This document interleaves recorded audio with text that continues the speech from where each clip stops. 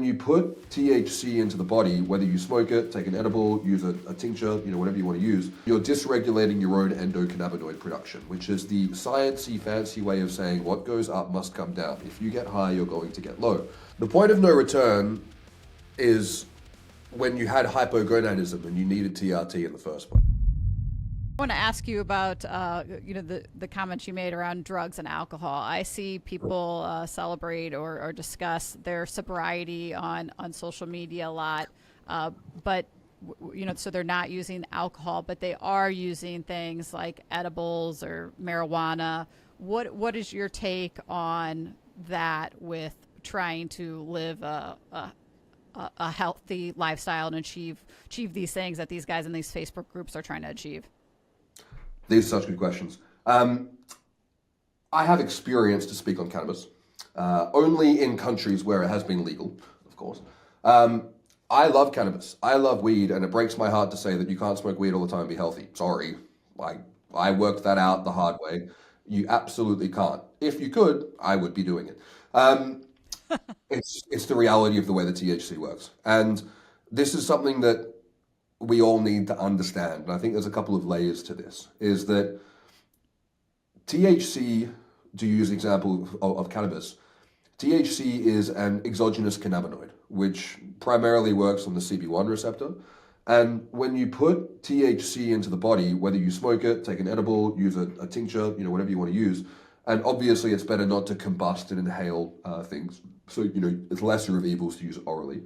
But what you're doing is you're taking in a exogenous cannabinoid, kind of like taking in exogenous testosterone, and you're dysregulating your own endocannabinoid production, which is the sciencey, fancy way of saying what goes up must come down. If you get high, you're going to get low.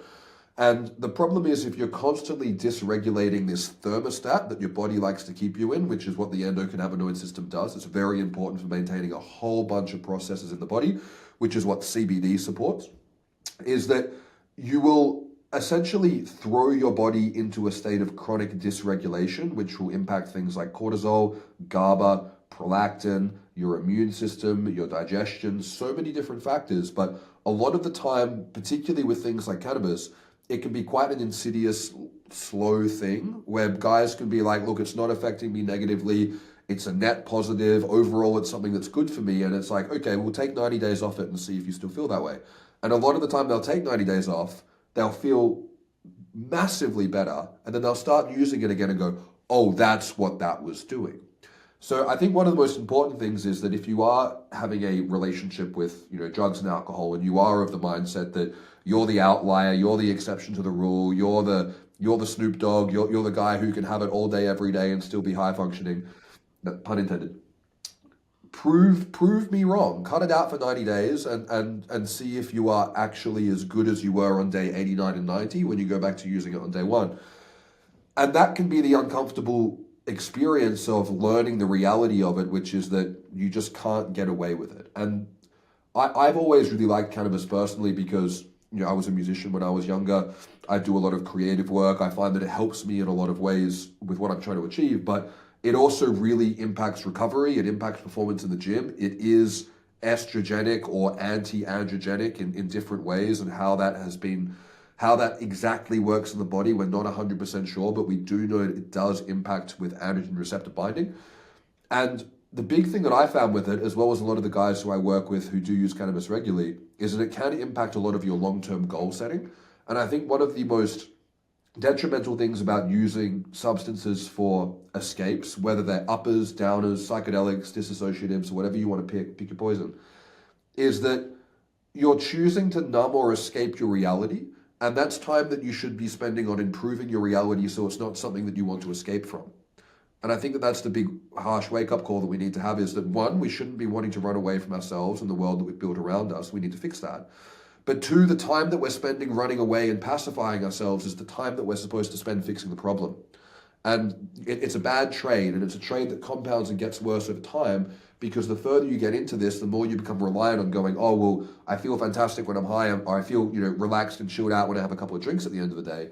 It's going, well, if you actually built a life that was fantastic when you were sober, or you built a mindset that was calm and relaxed without alcohol, you wouldn't need these vices, which particularly with alcohol are horrifically associated with diseases of aging.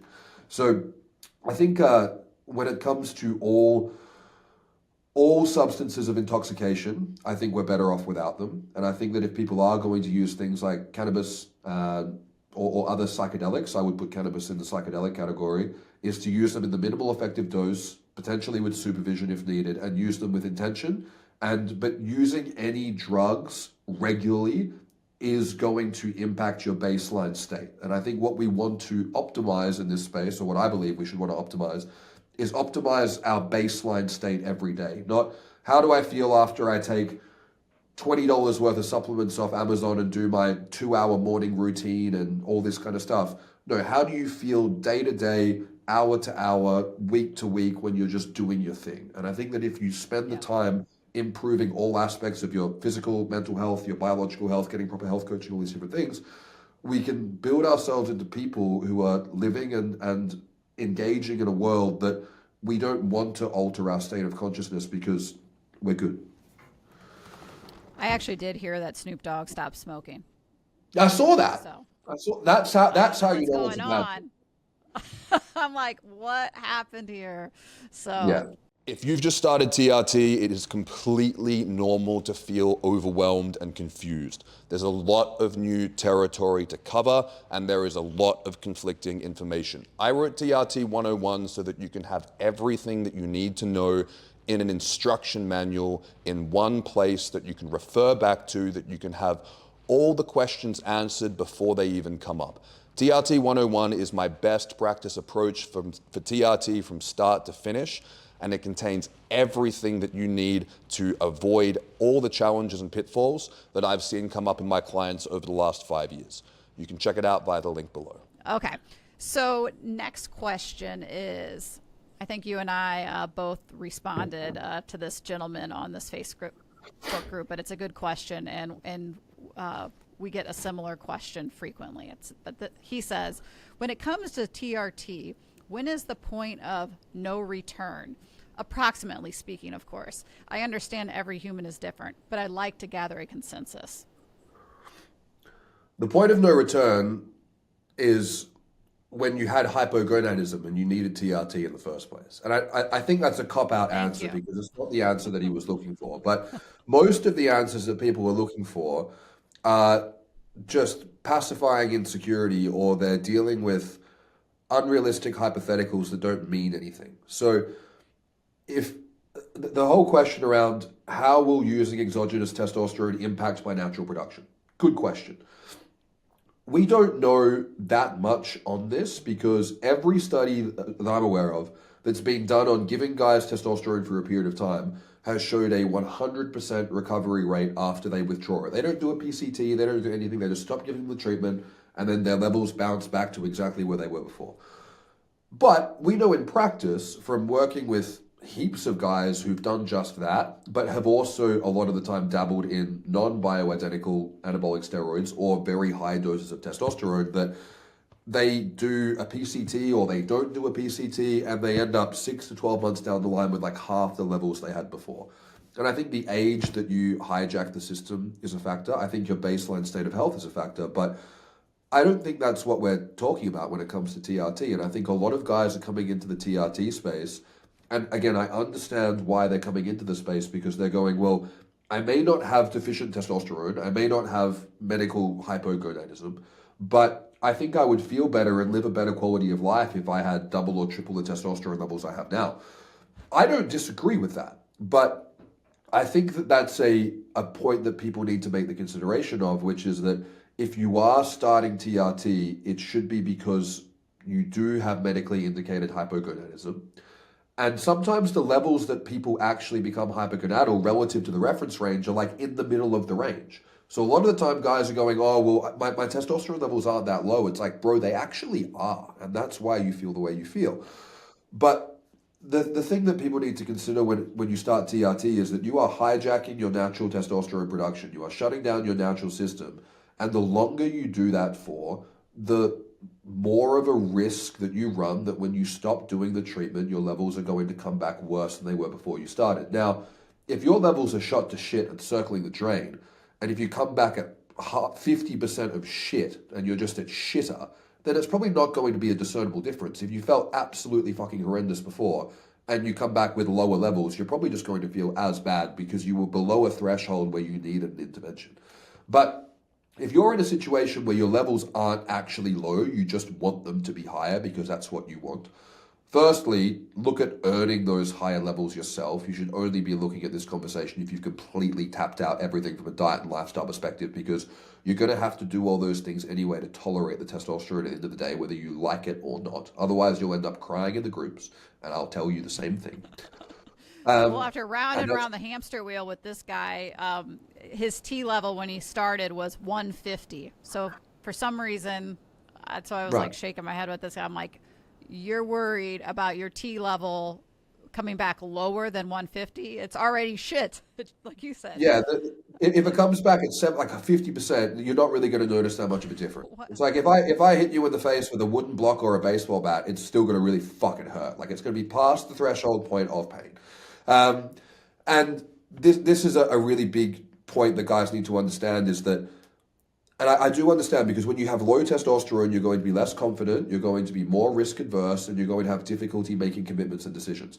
I get it. It's one of the most difficult things to take the plunge when you're in a hypoandrogenic state. I have all the empathy in the world. But a lot of the time, making difficult decisions in life and making a commitment does involve taking the plunge. And sometimes we just need to sack up and look at things logically. And ideally, this is where it's super important to have someone in your court who is a practitioner or a provider who actually has your best interest at heart and actually knows what they're doing. Because if you go to someone who's just selling you testosterone, they're selling you the panacea. They're going to say, well, this will solve all your problems. It won't cause any issues. And you should buy this testosterone from us. But if you can have someone who can look at it and give you that feedback and go, dude, don't even worry about it because you've got literally nothing to lose with a testosterone of 150, then it becomes less of a actual tangible problem and just more of a anxiety and insecurity that needs to be coached and needs to be soothed and reassurance needs to be provided. And that's totally normal and that's totally part of what happens. But if you're in a situation where your testosterone's like, 350, 400, 450, and you're not sure if it's coming from the test or if it's because you're not sleeping properly or you're taking this or whatever, understand that if you shut down your natural production and it comes back lower later and you've therefore created an acquired dependence on testosterone, you really want to make sure that you needed that before you did that. And that's why it's so important that guys check your thyroid, check your adrenal hormones, check your diet, check your lifestyle. I've had so many guys who come to me and they're like, I started testosterone, my levels are great, but I still feel like shit. And they had Hashimoto's thyroiditis the whole time. And they're like, well, we fixed their thyroid, they feel great. And they go, well, did I need TRT to begin with? And it's like, well, you got it now. Maybe not. And that's the tricky thing is like, if you've started this, you've made the commitment to do it. Can you pull the ripcord after 8 to 12 weeks or 16 weeks and recover your levels? Probably. But should you do it under the guise that you can? No.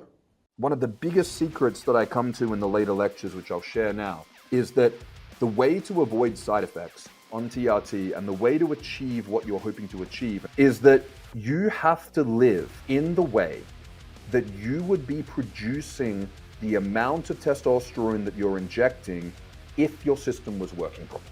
Personally, I would take a suboptimal protocol with optimal daily habits compared to a optimal TRT protocol and terrible daily habits.